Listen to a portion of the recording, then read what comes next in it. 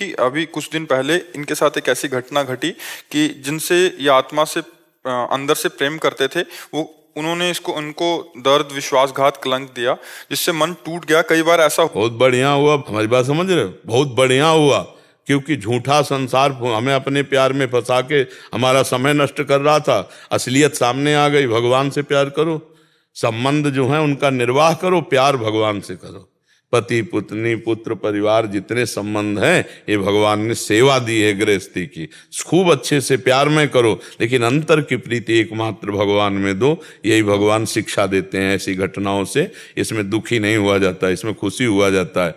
दलदल से बचा लिया भगवान, अब अच्छे मार्ग में ले जाना चाहते हैं, ऐसे चला जाता है। कोई भी घटना अब हमारा मंगल नहीं कर सकती, हम भगवान के हैं, लेकिन हमारा स्वभाव चिपकू है, तो जब हम चिपकना चाहते तो भगवान कृपा करके उससे हमको छोड़ा देते। अगर बिल्व मंगल जी को चिंतामणि वैश्या ने धक्का मार करके दरवाजे से न निकाल दिया होता तो बिल्व मंगलाचार्य न बनते। गोस्वामी तुलसीदास जी को अगर उनकी अर्धांगिनी जी ऐसे कठोर वचनों का दान न करती कि जितना तुम चाम से प्यार करते उतना राम से प्यार करते तो तुम महान हो जाते, उसी दिन छोड़ दिया और भगवान में ऐसे लगे कि महाभागवत बन गए। तो ये जो घटनाएं हमारे जीवन में घटती हैं तो हमको एक शिक्षा मिलती है। असलियत में यहाँ कोई किसी से प्यार नहीं करता है, तुम्हें हम सच्ची बताते हैं, सब भगवान से प्यार करते हैं। जैसे बहुत प्रिय पत्नी है और उसके स्वरूप को हम जानते नहीं, लेकिन जब शरीर छूट गया तो आत्म तत्व तो अंतर ध्यान हो गया, जिससे हमारा परिचय नहीं था, तो हमारा कुछ वियोग बनता नहीं क्योंकि उससे परिचय नहीं था। और शरीर जिससे हमने परिचय किया वो तुम्हारे सामने रखा है, तो रोने की तड़पने की क्या बात है। तो कहता नहीं, वो चला गया जिससे प्यार करते थे। तो वो कौन था? वो स्त्री थोड़ी था, शरीर तो ढांचा पड़ा हुआ है, वो परमात्मा था। अनजाने में सब कोई परमात्मा से ही प्यार करता है, पर जान कर ले तो रोना धोना मिट जाए और ज्ञानी हो जाए। तो भगवान अपने जनों पर जब कृपा करते हैं तो ये झटका देते हैं। संसार के जो हम मिठास बांधे हुए हैं ना संबंधों में, उसमें कटुता फेंक देते हैं, तो असलियत में समझ में आ जाता है यहाँ कोई अपना नहीं, यहाँ कोई किसी का नहीं। आप खूब कमा रहे हो, खूब रुपया पैसा, तुम्हारे दोस्त होंगे, पत्नी प्यार करेगी, सब करेगी। संसार का स्वार्थ का संबंध है। भगवान कृपा करे जिनके संबंध में मिठास हो, भगवत भाव करके निकल जाओ, नहीं तो इन्हीं संबंधों के फंसाव में फंस करके जीव भगवान का भजन नहीं कर पाता, भगवान से विमुख हो जाता है। तो इसमें कोई ऐसा शोक करने लायक थोड़ी है, बहुत बढ़िया बात है। क्यों? हाँ। डॉक्टर विनोद जी ग्वालियर से। राधे राधे राधे राधे महाराज जी, आपके चरणों में कोटि कोटि प्रणाम। महाराज जी, ऐसा कोई भी प्रश्न शेष नहीं रहा जिसका उत्तर आपने ना दिया हो और आपकी वाणी के द्वारा उसका संशय नष्ट ना हुआ। महाराज जी, मेरा फिर भी एक अंदर भाव है कि परम आदरणीय स्वामी विवेकानंद जी ने अपनी महासमाधि से पूर्व कहा था कि मैं इस शरीर को पुराना वस्त्र की तरह त्याग दूं, परंतु मैं कार्य करना बंद नहीं करूंगा। मैं मनुष्यता की तब तक प्रेरित कर सकूंगा जब तक करता रहूंगा, जब तक मनुष्य इस ज्ञान को प्राप्त नहीं कर लेता कि वो ईश्वर के साथ एक ही है। शायद क्या कहना चाह रहे हैं? हाँ, तदात्म है। इसका तात्पर्य क्या है महाराज जी? क्या महापुरुष अव्यक्त रूप में भी कार्य करते हैं? व्यक्ति नहीं थे, क्या थे? क्या थे? बोलो ना। विवेकानंद क्या थे? विवेक का आनंद।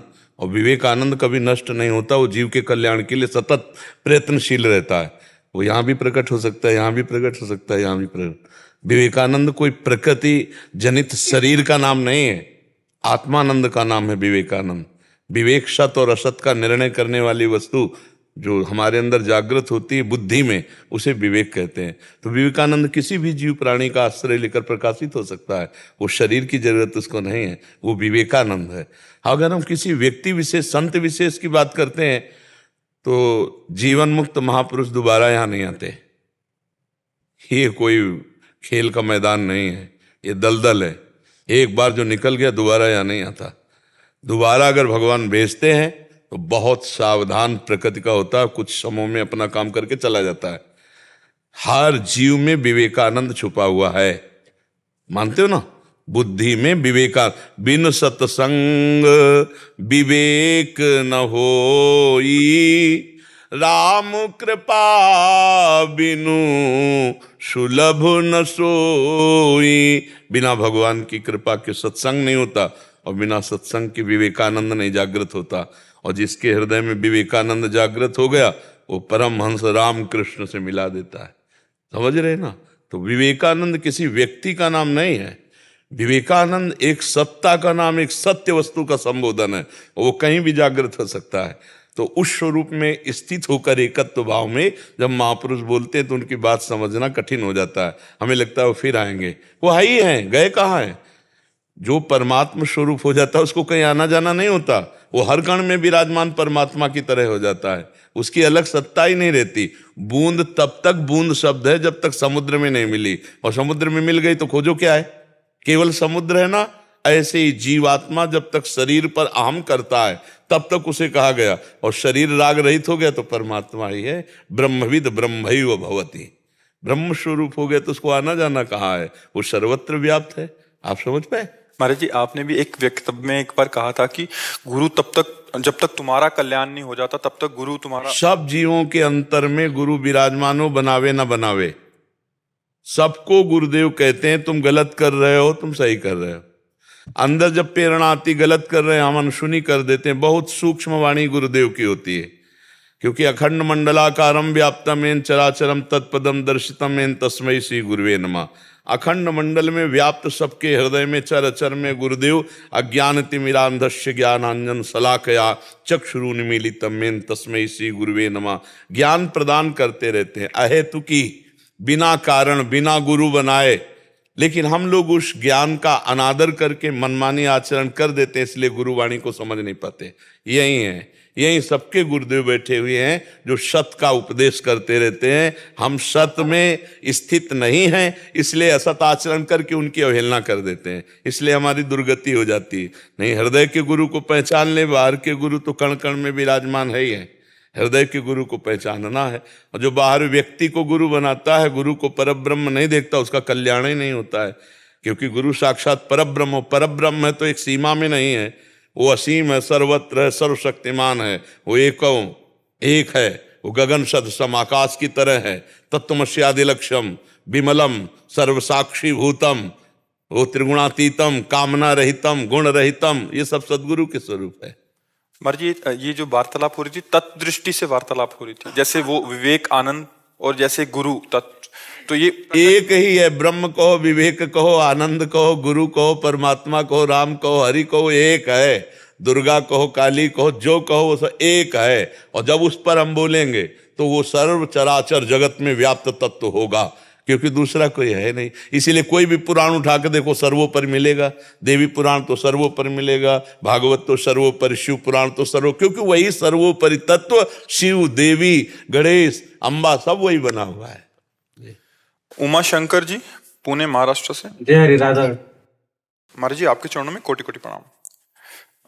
प्रभु, मेरे गुरु महाराज 2024 में इसी साल वैकुंठ धाम गए। प्रभु तुकाराम जी महाराज जी जब वैकुंठ धाम गए थे तब उनकी पुत्री ने उनको 3 दिन बाद पुकारा तो वो दर्शन देने आए। एक चीज ये समझ लेना, जो महापुरुष भगवान में लीन हो गए उनका अस्तित्व खत्म हो जाता है।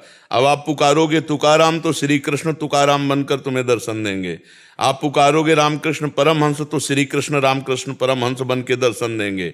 वो शरीर पांच भौतिक या चिदानंद एक बार जो धारण हुआ वो अंतर ध्यान हो गया।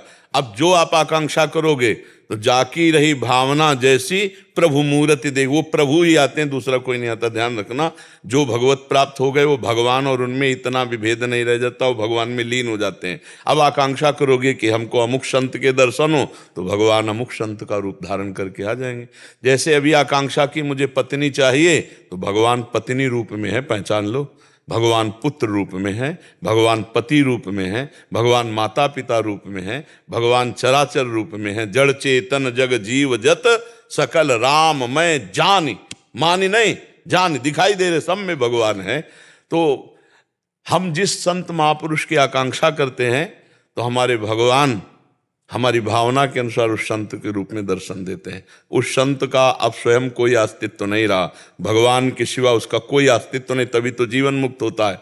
तो भगवान ही आकर उस संत के आकार को धारण करके दर्शन देते हैं। आगे क्या प्रश्न है? का भाव ये है कि वे उन्हें दर्शन देने आए। ये अज्ञानी जानता है कि मैं उस कोटि का महान भक्त नहीं हूं, परंतु मैंने भी हृदय से पुकारता हूं, फिर भी मेरे गुरुदेव मेरे पिता तुल्य हैं, मुझे उसी रूप स्वरूप में प्रत्यक्ष दर्शन देने क्यों नहीं आ रहे। वो व्याकुलता चाहिए। हम आपको एक घटना बताते हैं। जब हम काशी में थे तो हमें भाई जी की वाणी मिली, भाई जी श्री हनुमान प्रसाद पोद्दार जी। इतना उस वाणी में भक्ति का आकर्षण की ज्ञान मार्ग में थे, एकदम मन हमारा आकर्षित हुआ। फिर भाई जी की सारी वाणियां चाह की कि मुझे मिले, तो मिलता गया संयोग। जब भाई जी की जीवनी मिली, बस लगा कि आज भाई जी से मुझे साक्षात्कार करना है। भारी व्याकुलता, गंगा का किनारा, एकांत क्षेत्र, बस न खाना न पीना, व्याकुलता। बस देखा ऑफिस में भाई जी बैठे हैं, राधा बाबा बैठे हैं। भाई जी ऐसे चश्मा उठाए, बोले क्या बात है? तो भाई जी की तरफ देखा, पुलकित है एकदम, हमारा शरीर पुल। हम केवल इतना पूछ पाए, श्री कृष्ण की प्राप्ति कैसे होती है? तो उन्होंने चश्मा ठीक किया और कहा, जब श्री कृष्ण हो जाओगे तब श्री कृष्ण की प्राप्ति होगी। काफी देर तो आनंद में मगन रहे। फिर ये प्रश्न चलता रहा, जब श्री कृष्ण हो जाओगे तो श्री कृष्ण की प्राप्ति होगी, इसका मतलब क्या है, इसका मतलब क्या है? तब अंदर आया कि जब मन श्री कृष्ण, बुद्धि श्री कृष्ण, चित्त श्री कृष्ण, अहम श्री कृष्ण, श्री कृष्ण के अलावा तुम्हारे हृदय में कोई स्फुरण नहीं होगा, उसी समय भगवत साक्षात्कार हो जाएगा। तो जब हम इतने विकल हो जाते कि अब जिया नहीं जाएगा, तब उनका साक्षात्कार होता है। अभी हम जीने की दशा में हैं, जब खान पान नहीं भावे है, नहीं कोमल वसन सुहावे है, सब विषय लगे ते खारा है, रियासिक का मग न्यारा है। हमारी भक्ति कितना है? हलवा पूड़ी खा के रात दिन वैसे मगन कट रहा, ऐसी कोई भक्ति? जब भक्ति विराग्नि अंदर जरूर, रुदु सुस्वरम राजन कृष्ण दर्शन लालसा। गोपियों का पढ़ो आप भागवत में, प्राण निकल जाए ऐसा रुदन शुरू हुआ, हे कृष्ण। अब अगर एक क्षण व्यतीत हुआ तो प्राण निकल जाएंगे। तो उसी समय तासा महावीर भूत चोरी, इसमें मान मुखाम्बुजा पीताम्बर धरास रघुवी, साक्षात मनमथ मनमथा। जब काशी के घाटों में थे, लगन लगी महादेव, तो लगा ठीक है, तत्व रूप से तो आपने समझा दिया, प्रकट रूप हम देखना चाहते हैं। बस दिन की धूप में, पंडों की छतुरी में, रात में वही घाट में उदासीन पागल जैसे बोलना नहीं, बस एक लगन, आज महादेव जी मिलेंगे। फिर दिन गया, आज महादेव जी मिलेंगे। एक दिन ऐसा हुआ, मध्याह्न काल, सामने से एकदम अरुण वस्त्र धारण किए भगवावस्था, एक त्रिशूल हाथ में और विशाल जटाएं। अंदर आया, यही महादेव हैं, साष्टांग चरणों में। बस काफी देर स्तब्ध, वो भी खड़े रहे, काफी बस एक अंगुली उठाई, बस अंतर ध्यान। देखते देखते, घाटों में कोई था ही नहीं, देखते देखते अंतर ध्यान। और उसे एक अंगुली का मतलब सोचते रहे बहुत समय। अरे हमको इसको सोचना क्या, वही कह रहे कि मैं ही मैं हूं, दूसरा कोई नहीं है, शिव ही शिव है, दूसरा कोई नहीं है, एकमात्र परमात्मा, दूसरा कोई नहीं। सब शास्त्र केवल रास्ता बताते हैं, प्राप्ति आपसे होगी, आपसे, आपकी विकलता से। जब जिया न जाए, रहा न जाए। पर यहां तो बहुत कुछ है ना, रिश्ते हैं, नाते हैं, अपना है, पराया है। ये जब कोई मेरे तो गिरधर गोपाल, दूसरों न कोई, जब ये बात आ जाती, तब जो आग भड़कती अंदर, उसी को विराग्नि कहते हैं, उसी में भगवत साक्षात्कार होता है। अभी तो चैन से हम सो रहे हैं, हमारा दिन कट रहा है, खा पी रहे हैं, कुछ अच्छा नहीं लगता। रात रात भर रोते बीत जाती है, हे प्रभु अब आपके सिवा मेरा कोई नहीं। तब वो आवाज पहुंचती उन तक और वो हमारे हृदय में अपना खेल शुरू करते हैं। तब खेल से जहां उनकी दिव्य रूप माधुरी, लीला माधुरी, तो फिर निहाल हो जाता है जीव। तो ऐसा नहीं कि हमारे नहीं होगा, हम और नाम जप बढ़ाएं। जितना अंतःकरण पवित्र होगा उतना परमात्मा की तरफ खिंचेगा, और जितना मलिन अंतःकरण होगा उतना भोगों की तरफ खिंचेगा। तो हम पवित्र करने वाले आज साबुन पा चुके हैं, नाम, ये अंतःकरण को बहुत जल्दी निर्मल करता है। बस पापाचरण ना होने पावे, प्रगट में वर्तमान में पापाचरण ना होने पाए, नाम जप हो। आप खुद देख लीजिएगा, नाम से ही तो तुकाराम जी परम धाम गए हैं, स्पष्ट उन्होंने वर्णन किया है, नाम ही मेरा सब कुछ है, नाम से ही मेरा सब कुछ प्राप्त हुआ है। और बड़े बड़े सिद्ध महापुरुषों का गढ़ है महाराष्ट्र, जहाँ नाम ले रहे हैं, सब नाम जापक महात्मा। देखो ना, नामदेव जी की सेवा में वो रहती थी जनाबाई, कंडे से निकलता था विट्ठल विट्ठल।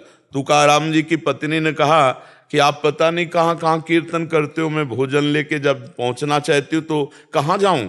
तो उन्होंने कहा चौराहे पे खड़े होके कान लगा देना, तो उस दिशा से निकलेगा विट्ठल विट्ठल, जिस दिशा में हम कीर्तन कर रहे होंगे। चरण रख दे तो भूमि बोलती थी विट्ठल विट्ठल। जनाबाई का कंडा बोलता था, कान में लगा के देखे विट्ठल विट्ठल। भगवान नाम जब श्वास श्वास चलता, 4 वाणी है, एक है वैखरी जिससे बोल रहे हैं, मध्यमा चल रही, पश्यंती नेत्र खुले हो या बंद हो, मंत्राकार वृत्ति, और फिर परा मूलाधार केंद्र से नस नस नाड़ी नाड़ी बोलती राधा राधा राधा। अपार आनंद। उस समय भजन करना थोड़ी होता है, चलता है, केवल स्वाद लेते रहो, केवल रूप माधुरी लीला माधुरी का पान करते रहो। तो आगे बढ़ो, हमें निराश थोड़ी होना है कि तुकाराम जी जो प्राप्त किए वो हम प्राप्त नहीं कर सकते। जो अंश तुकाराम जी में है वही अंश हमारे में है। जो तुकाराम जी नाम जप करे वही नाम जप करो, जैसे वो नाम जप करे वैसे नाम जप करो, वहीं पहुंच जाओगे। ऐसा नहीं, हम भगवान के अंश हैं, हम कोई भी कमी नहीं हम में। कमी बस यही कि हम भूल कर भोगों में लग गए और वो भोगों को त्याग कर भगवान में लग गए। अंतर है, हम उन्हें महान मानते हैं तो उन्हीं के रास्ते पे चलें। महाजनों गतेन सपंथा, महापुरुष जिस मार्ग में गए उसी मार्ग में हम चले। निराश तो होने की जरूरत नहीं, पर ऐसे नहीं होगा। जरा अपनी हस्ती मिटा करके तो देख। अगर मुर्तबा बुलंद चाहे तो दाना खाक में मिलकर गुले गुलजार होता है। मिटा दे अपनी हस्ती को, मुर्तबा चाहे। अगर बुलंद मुर्तबा चाहिए तो मिटा दे अपनी हस्ती को। जीवित मर जाए उलट आप में समा यह है दिलगिरी। सीधी भाषा में, मन मार्या तन बस में कीना, हुआ भरम सब दूर, बाहर से कछु दिखत नाही, अंदर चमके नूर, आपो त्याग जगत में बैठे, नहीं किसी से काम उनमें तो कछु अंतर नाही, संत का चाहे राम। जैसे मुर्दे में कोई कामना नहीं होती, ऐसे संत में कोई कामना नहीं होती। जैसे मुर्दे का कोई मान अपमान नहीं होता, ऐसे संत का कोई मान अपमान नहीं होता। वो सीधा भगवान का स्वरूप होता है। इसलिए हमको उदास नहीं होना, हताश नहीं होना, निराश नहीं होना, पर इतने में नहीं टिक जाना। हमें और बढ़ना है, हमें और भजन बढ़ाना है, हमें और व्याकुलता बढ़ानी, रो रो के प्रभु से प्रार्थना करनी, आओ नाथ, हमारे में तो सामर्थ्य नहीं, पर आओ। तो आएंगे, जब हमारा रुदन असली देखेंगे तो आ जाएंगे। वो अंतर्यामी हृदय की बात जानते हैं। राकेश कुमार जी, प्रयागराज। राधा राधा वल्लभ श्री हरिवंश महाराज जी, आपके चरणों में कोटि कोटि प्रणाम। महाराज जी, मैं एक शिक्षक हूँ। गुरु जी, मैं पिछले 6 महीने से यूट्यूब के माध्यम से आपसे जुड़ा हूँ और आपको गुरु मानकर राधा राधा नाम जप करता हूँ। गुरु माना जाता है उनकी बात को, शरीरों को न मानो। गुरु की बात माने, चल दिया, परमार्थ पुष्ट हो जाएगा। आपका भाव है आप गुरु मानो, आपका भाव आप चेला मानो, आपका मन संत मानो, आपको मानो असंत मानो, आपकी भावना है। आप जो बात सुने उसको स्वीकार करो, बस उसी से कल्याण होगा और कुछ कल्याण नहीं हो। गुरु चेला मानने से कल्याण नहीं होता। हमारी बात है कि बात मानो और भगवान के मार्ग में चल दो। हाँ, एक आचार्य परंपरा जो हमें गुरु मंत्र मिला, जो उपासना मिली, अगर आप उस मार्ग पे चलना चाहते हो वो ले लो और चलो, लेकिन उस पे लगो जो हम तुम्हें दे रहे हैं, हम पे नहीं ले। हम पे लगने से बात नहीं, हमारा आज शरीर है कल छूट जाएगा, आप फिर कहोगे गुरु मर गए। गुरु मरने वाली चीज नहीं होती, गुरु अमरत्व होती है। वो उनके जो वचन निकले, जो शास्त्र सम्मत बात निकली, हम वो मानते हैं और चल देते हैं। हमें उनको बताना भी नहीं कि आपको हम गुरु मानते हैं, ये ऐसा मार्ग है। हमें बताना भी नहीं कि आपको गुरु मानते हैं। एक शब्द निकला राधा, पकड़ लिया, खत्म खेल। सत्संग सुन रहे, चुप, उठे, चले गए, अपने मार्ग में चल रहे हैं। तो देख लो, हमसे कहो या ना कहो, तुम्हारे दिमाग में हम छा जाएंगे, तुम्हारे दिमाग में गुरु छा जाएगा और आपको लगेगा हर समय मुझे गुरु सानिध्य। और बाहरी बातें कह देने से उसका महत्व खत्म हो जाता है। आप हमारे गुरु हैं, हम आपको गुरु मानते हैं, आपको भगवान मानते हैं, आपको प्राण मानते, कहते क्यों हो? अंदर उसको चुपचाप रखो और अपने मार्ग में चलते रहो। बताने की अगर गुरु सर्वज्ञ है तो बताने की जरूरत नहीं, और सर्वज्ञ नहीं तो मनुष्य से क्या संबंध करना। वैसे ही हजारों संबंध मनुष्यों से हैं, तो मनुष्य से संबंध क्या करना। और अगर गुरु भगवान है तो सर्वज्ञ, वो जानता है कि हम उसको कितना प्यार करते हैं, कितना भजन करते हैं। स्वामी गगन गिरी जी महाराज। जी जी जी महाराज जी, आपके चरणों में कोटि कोटि प्रणाम। महाराज जी, मैं शिव उपासक हूँ। नाम जपते जपते राधा नाम से ऐसी प्रीति हो गई कि अब यही जपने का मन होता है। महाराज जी, हम मेरा आगे का मार्ग प्रशस्त करें कि जा पर कृपा न करें पुरारी, शो न पाओ मुनि भगति हमारी। रामचंद्र जी भगवान कह रहे, श्री हरि जी। तो भगवान शंकर वैष्णवाचार्य हैं। जब हम भगवान शंकर की आराधना की तो वो जब प्रसन्न होते हैं जैसे आप मांग करो तो वही देंगे, लेकिन जब आप उनके ऊपर छोड़ दिए तो फिर वो प्रेम देंगे। और उनका प्रेम स्वरूप है प्रिया प्रीतम, वही है, तब तो एक ही है। उनका अपना प्रेम स्वरूप है श्यामा श्याम, तो भेज दिया। जैसे हम काशी के ही अनन्य थे विश्वनाथ जी के, और भेज दिया, पूरी उपासना दे दी। तो जब हमारे अंदर राधा नाम चल रहा है तो हमें मानना चाहिए शिव भगवान की विशेष कृपा है। आगे का मार्ग वो खुद खोल देंगे। अगर आप प्रयास करेंगे तो आपको रहेगा मैंने छोड़ा और पकड़ा, आप ऐसे रहेंगे, आप ऐसे रहेंगे, तो पूरा मार्ग दे देंगे, पूरा मार्ग। भगवा वस्त्र पहनते थे, सन्यासी थे, त्रिपुंड लगाकर काशी में, पूरा सब बदल दिया। हम कहीं नहीं है, भगवान का खेल है, वो ऐसे करते चले आ रहे। तो हम ऐसे जब रहेंगे ना तो हमको चला देंगे।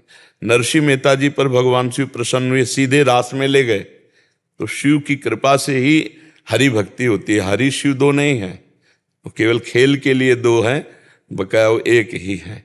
तो हम शिव आराधना कर रहे हैं, हमारा हरि प्रेम बढ़े, राधा प्रेम बढ़े, तो ये भगवान शंकर की कृपा माननी चाहिए। आगे क्या करना है उन्हीं के इशारे के लिए रुक रहे हैं। जब अंदर व्याकुलता पैदा होगी तो समझ लेना इशारा दे रहे हैं हमको अपने मार्ग में लेने का। तो बस जिस मार्ग में जहां इशारा दे दे वहीं टूट पड़ना चाहिए। हमने इस मार्ग में अपनी तरफ से कदम नहीं रखा, बहुत कट्टर स्वभाव के थे। भगवान शिव का स्पष्ट आदेश और ऐसा चमत्कार पूर्ण परिवर्तन कि अंतर का विषय होता है, तभी उनका सारा खेल। हम अपनी तरफ से कभी किसी को कि इस मार्ग में जाना है, मुझे ग्रंथ पढ़ें या संतों से मिलें, सत्संग करें फिर चलें, मतलब यहाँ वृंदावन के नहीं, वो सत्संग काशी वाला वेदांत का था।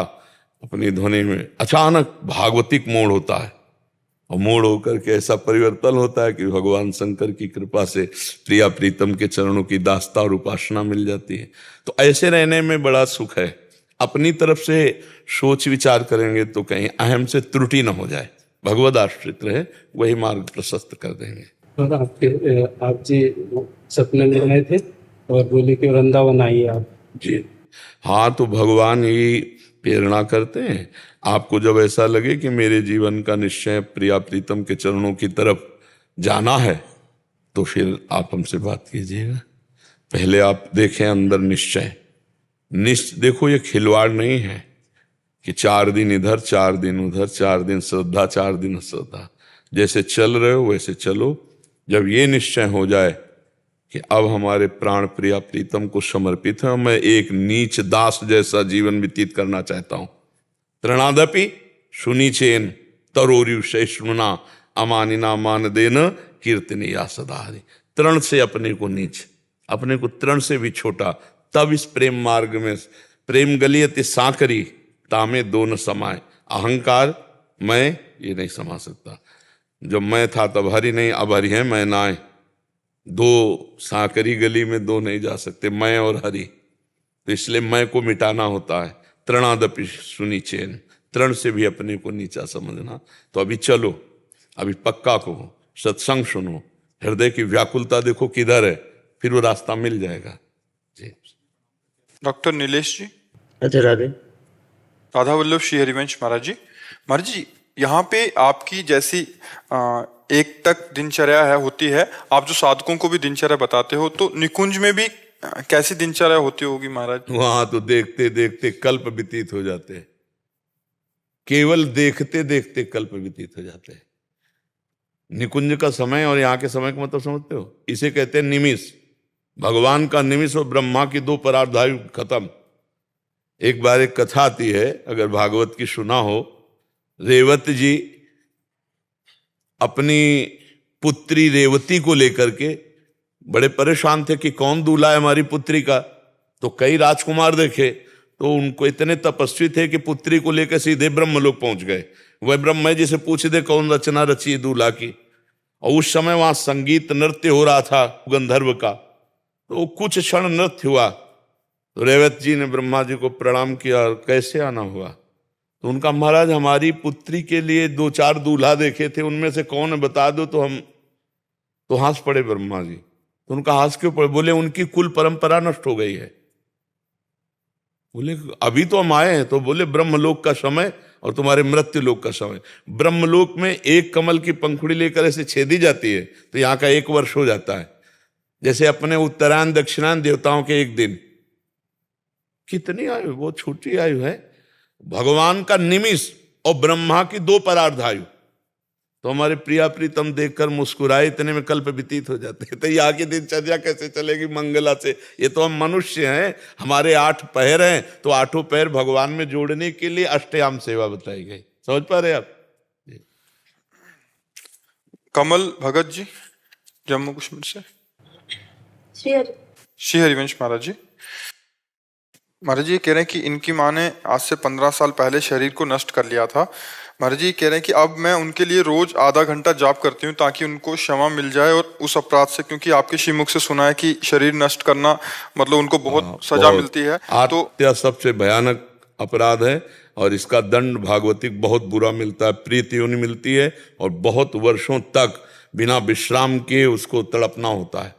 इसलिए आप ऐसे खिलवाड़ न समझे, जैसे लोग फेल हो जाते हैं, हार जाते हैं, व्यापार आदि में असफल हो जाते हैं, बोले आप वहाँ 5 स्टार होटल है क्या, आत्महत्या करके जाओगे कि तुम्हारा स्वागत होगा।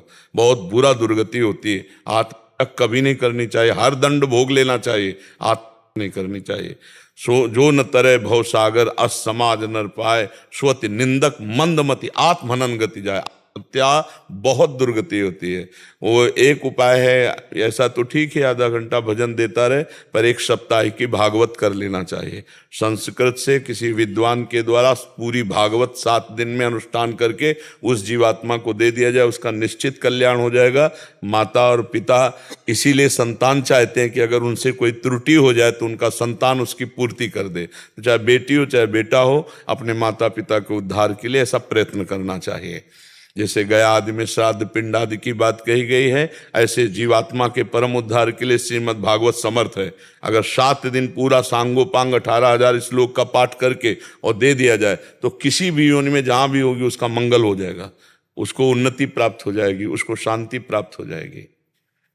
अंकित कुमार जी। राधे राधे राधे महाराज जी।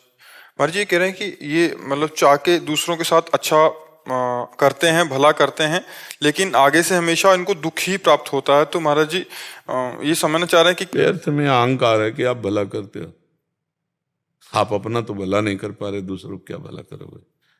आप अगर अपना भला कर लेते हो तो क्षमता को प्राप्त हो।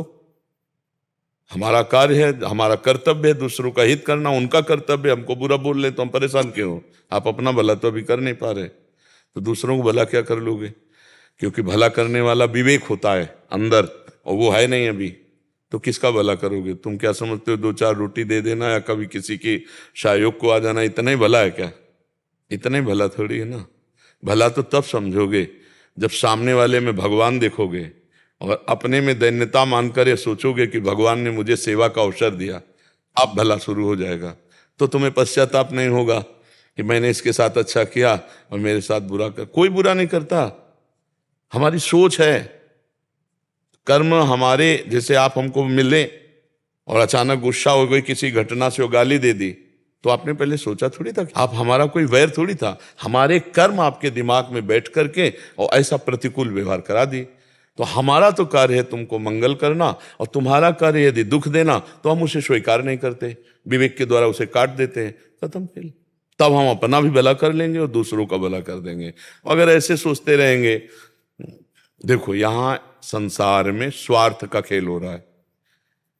आप अगर स्वार्थ की उसकी पूर्ति कर रहे हैं, थोड़ी देर के लिए मिठास बोलेगा, फिर आपको बेवकूफ बोलेगा, तो देखा ना बेवकूफ। वो आपको ये नहीं मानेगा कि धर्मात्मा आदमी है, परहित करने वाला है, दूसरों का सहयोग करने वाला है। तो नेकी कर दरिया में डाल, ये सूत्र क्यों नहीं अपना लेते? हमको आपके व्यवहार से मतलब नहीं, हमारा जो कर्तव्य हमने कर दिया। आपके साथ जो व्यवहार हो रहा है हमारे कर्म का फल है, उसे भोग लेते हैं। परमार्थ बड़ा सूक्ष्म विषय है और बड़ा आनंद का विषय, हर समय आनंद बना रहेगा। अपने कर्तव्य का आप पालन करने में दृढ़ रहिए। आपके साथ दूसरा क्या व्यवहार कर रहा है उस बचाव पक्ष में रहिए, तो निकल जाओगे संसार से। और अगर वो क्या कर, हमने इसको इतना प्यार किया, हमने इसको इतना किया, वो हमारे साथ ऐसा किया, यही तो प्रपंच है, यही संसार है, यही तो प्रपंच, यही तो पूरा प्रपंच रो रहा है। किसी से पूछ लो जाके, यही बोलेगा जो आप बोल रहे हैं। वो अहंकार पुष्टता के कारण ऐसा। जो सच्चा परमार्थी है ना, नेकी कर दरिया में डाल, दोबारा अगर वो धन्यवाद भी बोलता है तो देखता नहीं, ऐसे चल देता है। नहीं, हमें करें करावें आप सब जने बढ़ाई दे। एक बार रहीमदास जी धन बांट रहे थे, तो ऐसे बांट रहे थे, तो लोगों ने कहा आंख नीची करके क्यों बांट रहे हो? तो उनका देनहार कोई और है, देत रहत दिन रैन, लोग भरम मुंह पे करें, तासो नीचे नैन। देनहार तो कोई और जो सबको देता रहता है, वही ऐसे दिलवा रहा है। लोग कह रहे रहीम बांट रहे हैं इसलिए मेरे नेत्र नीचे हैं।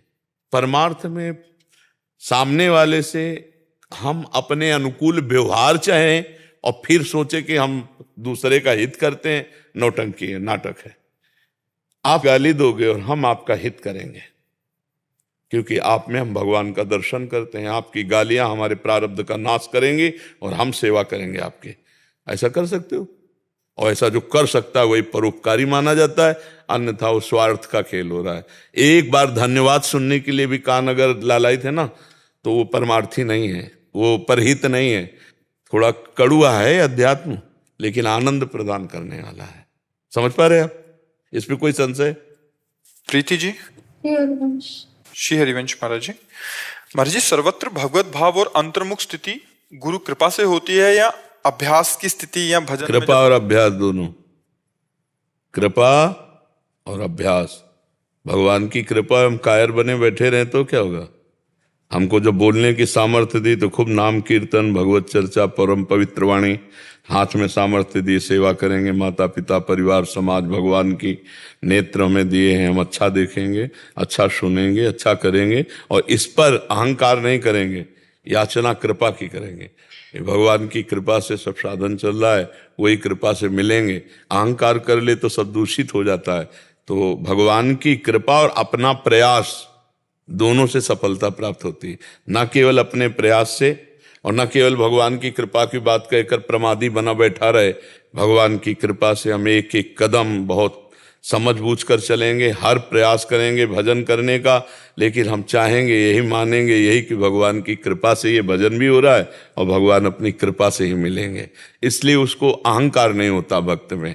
नहीं तो अहंकार हो जाए तो फिर भक्ति बाधित हो जाती थी, फिर भक्ति में विघ्न पैदा हो जाते हैं। जी। अपूर्व गर्ग जी सोनीपत से। राधा वल्लभ श्री हरिवंश महाराज जी। महाराज जी, मेरा प्रश्न है कि संतों से मिलना और उनसे प्रश्न करने की बहुत रुचि होती है, पर उन बातों को जीवन में उतारने की उतनी रुचि नहीं। तो फायदा क्या होगा? ये तो बकवास ही हुआ ना। नायमात्मा प्रवचने न लभ्या न मेधया न बहुना सुरते न। बहुत सुनने वाले को भगवत प्राप्ति नहीं होती, बहुत बोलने वाले को भगवत प्राप्ति नहीं होती, बहुत बुद्धिमान को भगवत प्राप्ति नहीं होती। जो चलता है उसे भगवत प्राप्ति होती है, जो मानता है उसे भगवत प्राप्ति होती है। एक बात सुने और मान लिए तो बात बन गई। 1000 बात सुने सब वो दिमाग में दूसरे को सुना के आप अपने को विद्वान साबित कर सकते हैं, लेकिन परमार्थ थोड़ी प्राप्त कर सकते हैं। तो ये मार्ग सुनने वाला, समझने वाला और चलने वाला तब पूर्ण होता है। वही गुणाक्षर न्याय, जो बात को सुना, उसी का मनन किया, उसी पे चल दिया, तो उस दिव्य परमात्मा प्राप्ति की जो सद्गुण है, जो महिमा है, उसको प्राप्त कर लिया। सुन के चलने वाला भगवत प्राप्ति करता है। सुनने वाले तो बहुत हजारों हैं। सुन के चल दे भगवान के मार्ग में तो भगवान रास्ता आगे आगे खुद गुरु रूप में दिखाते जाते हैं। सबके गुरु भगवान है। एक चोर था गोवर्धन डाकू, बहुत नामी डाकू था। बिल्कुल सरल उदाहरण में तुम्हें बताया है। तो एक दिन राज कर्मचारियों ने उसका पीछा किया और वो भागा, घोड़ा भी छोड़ दिया, पैदल भागा। तो एक जगह देखा बहुत सत्संग हो रहा था, कथा हो रही थी। पंडित परशुराम जी महाराज कथा कर रहे थे, करमयती बाई के पिता। ये प्रमाणित कथा हम आपको बता रहे। तो उस सभा में घुस गया तो राज कर्मचारी आए, सोचा सभा में चोर कैसे हो सकता है, यहां तो चोर घुसने का अब उसको पाया ही नहीं। जब कथा 2-3 घंटे बाद समाप्त हुई तो कथा का प्रसंग चल रहा था। वृंदावन में श्री बांके बिहारी लाल को आज यशोदा मैया ने सोने की करधनी, सोना, वो तो चोर आदमी, करधनी सोने की। भगवान श्री कृष्ण चंद्र जी को बाके बिहारी को कह के पुकार। 8 वर्ष की अवस्था है, मैया ने सोने की लकुट दी, सोने का, अरे इतना माल एक ना साधारण, और गाय चराने अपने सखाओं के साथ जा रहे हैं। कथा समाप्त हुई, नजदीक पहुंचा, चाकू निकाली, पंडित परशुराम जी के गले में लगाई, पता लिखो। ये जो इतना धनी बालक का वर्णन कर रहे थे, पता लिखो।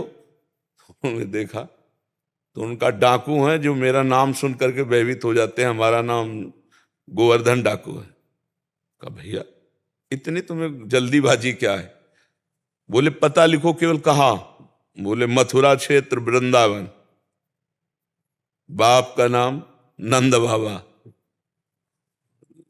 कन्हैया, गाय चराने। पर सुनो, तुम्हारे जैसे डाकू उसको चोरी नहीं कर सकते, बहुत नटनागर, बहुत प्रवीण बालक है वो। तो उन्होंने कहा तुम हमको ऐसा समझते हो, अकेले अकेले राजाओं के महलों को लूट लिया है। बोले फिर भी नहीं लूट सकते, बहुत प्रवीण है। तो उनका कसम खाता हूं, जब तक उसे लूट नहीं लूंगा तब तक पानी नहीं पीऊंगा। परशुराम जी ने सोचा भगवान की अपार कृपा इसके ऊपर, पता नहीं क्या लीला होने वाली इसके ऊपर। उन्होंने कहा सुनो, हमारी तरफ से माखन मिश्री ले लो, जब तुम्हारा बस ना चले तब माखन मिश्री उसे खवा देना। हाँ ये बात भी ठीक है, बच्चा है, फुसला के काम चल जाए तो मारना काहे को पड़ेगा। माखन मिश्री फेंट में बांधी और कहा कसम खाता हूं जब तक उसे लूट नहीं लूंगा तब तक मैं पानी नहीं पीऊंगा। पर नाम क्या बताया तुमने? इतना बड़ा नाम तो? बोले श्याम सुंदर। श्याम सुंदर, श्याम सुंदर, वृंदावन, गाय चराना, श्याम सुंदर। अब भगवान का चिंतन बनने लगा, देखो चिंतन बनने लगा। अब वो पैदल चल करके आया। अब एकांत में जहां गाय चरते तो पूछते श्याम सुंदर की गौएं कौन है? बोले सबे हैं, ये ब्रजमंडल है, हर गौशाला भगवान के नाम की है। नहीं, बोले वो जो यशोदा मैया ने श्रृंगार करके चराने में, बोले वो तो कथा में लिखा है, प्रगट में थोड़ी अब रह गया। अरे बोले नहीं, पंडित जी झूठ नहीं बोल सकते। हम लोग चोर डाकू झूठ बोल सकते हैं, पंडित थोड़ी झूठ बोल सकते हैं। भगवान तो है ना, वो अपने भगवान को मतलब श्याम सुंदर है ना। अब एकांत में विकल हो गया और कहा अगर कोई ईश्वर है तो मुझे श्याम सुंदर से मिला दे, क्योंकि मैंने कसम खाया है बिना लूटे पानी नहीं पिएंगे। इतने में आवाज आई एक ग्वारिया पर, ए श्याम सुंदर तुम्हारी गाय इधर जा रही। अरे दौड़ा उधर, देखा कमर में हाथ रखे, न जाने कौन से गुण पर दयाली दिली जाते हैं, पीतांबर की फेट, वैसे ही श्रृंगार जैसा पंडित जी ने वर्णन किया था। श्याम सुंदर, कमल नयन, मोर मुकुट और करधनी और लकुट। उसने हर चाकू निकाली, हर सखा को, वो सब सखा दिव्य, वो गायें दिव्य भगवान ने प्रकट की थी। सब सखाओं का भाग जाओ नहीं मार डालेंगे। भगवान ने इशारा किया कि जाओ इसको हमें एकांत में निहाल करना है। बोले हाँ बोल रहे। बोले तू डरता ले क्या? बोले अब काल से भी नहीं डरते, तेरे से क्या डरना है। बोले मेरा नाम नहीं सुना होगा इसलिए तू डरेगा। अब ये मेरा नाम गोवर्धन डाकू, तो गोवर्धन ही तो नाम है ना, मेरा नाम गोवर्धन धारी है। भगवान उससे जब वार्ता कर रहे हैं तो उसका जीवत तो नष्ट हो रहा है, अज्ञान नष्ट हो रहा है। उन्होंने देखा बड़ा प्रवीण पंडित जी कह रहे थे माखन मिश्री खवा के काम कर ले। बोले सुनो, भगवान ने कहा अच्छा ऐसा प्यार करते हो? बोले प्यार के लिए नहीं, ये सोना चांदी जो पहले ये उतराले के लिए। वो लगा ये तो वैसे ही उतार देंगे, लाओ तुम्हारा। माखन मिश्री खाई और कहा थोड़ा तुम खाओ। और जे भी भगवान ने चखाया उससे भगवत अज्ञान हो गया। अब भगवान को साष्टांग दंड, प्रभु प्रभु।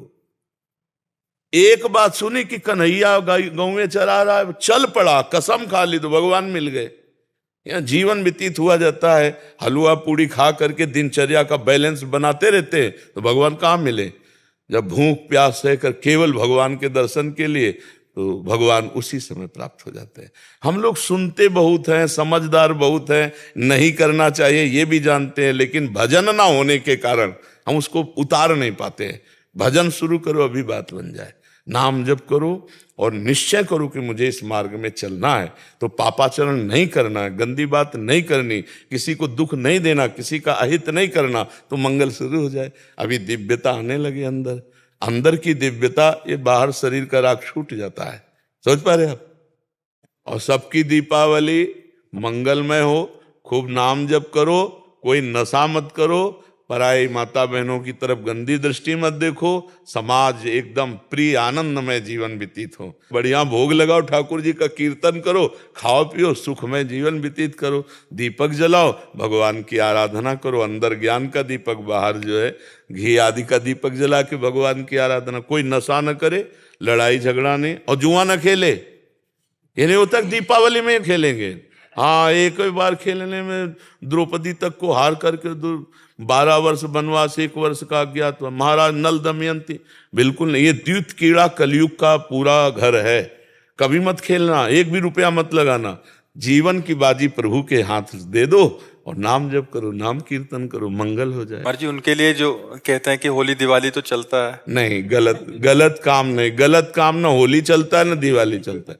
गलत काम क्यों करे? जब हम रोज नहीं करते तो होली दिवाली तो पवित्र उत्सव है, इनमें हम आनंद लेंगे। व्यसन करना ये गलत बात है, ये कोई सूत्र नहीं है शास्त्र का कि होली दिवाली में छूट है? होली दिवाली में किसी की बहन बेटी छेड़ोगे, कानून तुम्हें पकड़ेगा तो लठिया करके तुम्हें जेल भेज देगा। होली दिवाली के कारण थोड़ी छोड़ देगा कि आज होली दिवाली थी इसलिए छूट गए। नहीं, गंदे आचरण बिल्कुल त्याग। कृपा करके आप हमारे पास आए हैं तो कोई नशा न करें, कोई ऐसे गंदे आचरण न करें, आपका जीवन मंगलमय हो, स्वस्थ रहें, भगवान का स्मरण करके भगवान को प्राप्त करें, यही मनुष्य जीवन का लाभ है।